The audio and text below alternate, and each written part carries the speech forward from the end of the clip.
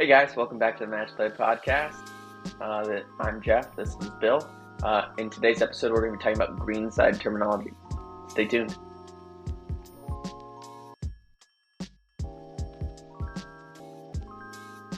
Talk about Greenside Terminology today. We're going to start a little bit backwards for ourselves today. We're going to start away from the green and work our way towards the green. Different than our usual, but let's see how it goes. So, there's always a big discussion about pitching and chipping and what is considered what. So we're going to break that down today. So we'll start with pitching and get to chipping. So pitching itself, in our definition of the word and the action, is usually a little further from the green. It's usually between like 30 and 50 yards out. So your golf ball is going to be coming into the green with a little bit more height, potentially, as well as have a little bit more stopping power to the green because we're a little further away. On top of that, it's usually something that you're going to be doing with a pitching wedge to maybe a sand wedge at the least. Definitely a more higher lofted option. Yeah, yep. And it's just going to allow you to really potentially play a bunch of different flights depending on what you're doing into the green. So pitching is very variable in its definition due to that. Bill, you want to talk about your differences there? Yeah, absolutely. The differences between pitching and chipping, and from a baseline, just a swing difference perspective, a pitch is going to be more like hip to hip height, guys. If we're using the clock method, like hip to hip, that's your typical pitch. Where your chipping is more like foot to foot, in terms of how the actual clock methods work. And it's helped to gauge distance, put in additional force to get it up in the air, develop some spin under it, and that's the biggest difference I find between chipping and pitching. That's a good way to think about it. All right. And so obviously we talked just a little bit about chipping, but chipping is a little bit more variable because there's a lot more options within that definition around the green. It's something you're going to be doing. High, low, mid. Exactly. Yeah. High, low, mid, depending on what shot you need to play. You're typically going to be getting a little bit more rollout from your golf ball rather than so much check the ball one hop and stops, depending on how much sauce you have around the greens. And then the trajectory.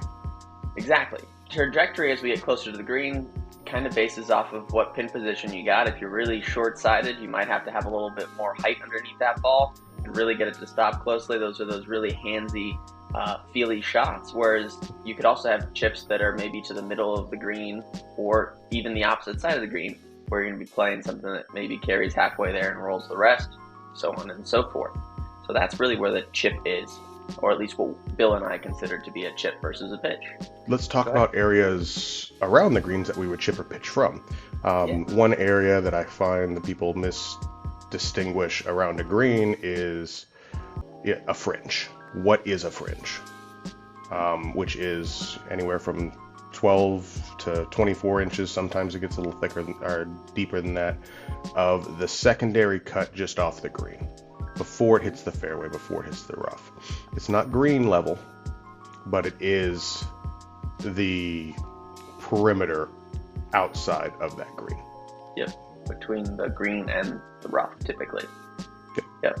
It gets a little fuzzy when you get towards the front of the green and there's this curtain or this opening going into the green. That's where it can always have a different definition. It kind of all comes down to course design, but sometimes it can be called a curtain as well. And the curtain can extend beyond the fringe even further as we go down the fairway. And just one more point on scoring from the fringe. If you're just off the green on this fringe or curtain area, it does change the way your putts are registered. Just be aware that if you putt from the fringe or curtain, it does not actually count as a putt on the hole, but a stroke from off the green. Yep, good point, Bill. Yeah, absolutely. And also, it plays a little bit slower. It might be cut very, very close, but it's going to play a little slower, so make sure you give your putts a little extra. Area that's generally directly behind the fringe.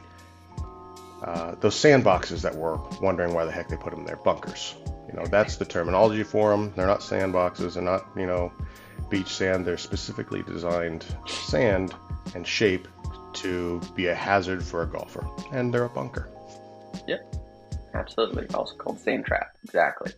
Going on from there, we got shots that occur just on the other side of that bunker, two on the green. This is something that kind of goes into what we were talking about earlier in the video with pitches and chips. So Bill, what would you consider a shot that's just on the opposite side of a bunker and the green is on the other side. What would you consider that? I know this is an area of debate in golf. Some people call it a chip, some people call it a pitch.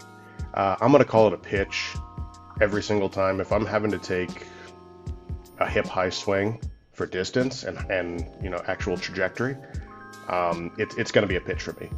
Chips mostly are kept lower to the ground. So that's my definition of pitch, is something that's going to get a little bit more yardage, a little bit higher in the air. And if we're going to try and get over a bunker, it's a pitch. It's not a chip. I agree with you. The distance there is usually going to be enough to be considered a pitch, as well as based by your definition of the hip-to-hip height or a little bit above that. It's definitely within that pitch range. So awesome. Debate settled. Let's move on. So let's get on the green now. So this is actually something that might happen whether you're on the green or just off the green. If you're playing and you prefer that pin to be out or tended, you can ask your playing partners to help you out and pull that pin after you've hit the shot, or just have it tended where they're holding it until you make contact and then they pull it out. This is all a preference-based thing. Since they changed the rule, on the putting green it can be a little bit more of an effect, but off the green you've always been able to have someone tend to pin or leave it in. If you can remember, Phil Mickelson has a famous shot at Torrey Pines 18 on the South Course where he had his caddy Bones go out on the green when he was about 80 yards out, and he had him tend the pin just so he could see his intended target and then pull it because he didn't want to hit the stick and rip back into the water. So that is what a tend is. It is literally having a playing partner hold the flag stick. Once you've made contact, they pull the flag stick and get out of the way. This basically allows you to potentially be a little bit more aggressive and not have a deflection off of the pin. Okay. And, just another point beyond tend, when a shot comes into the green, like you were talking about with Phil there, when it hits the green, it creates a certain impression called a pitch mark, which if you're on the green and you ever see one of these, please fix one and another one. It helps keep the course quality. But that is not a divot. I hear many people refer to it as a divot. When it's hitting a green, it is a pitch mark, which I'm sure Phil had one and had to fix one when he hit that one into the green and the Bones was tending. Yep.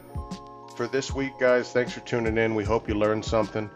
If you like this content, please feel to like, share, and subscribe right below here. And until next week, make some birdies out there. See ya. See ya.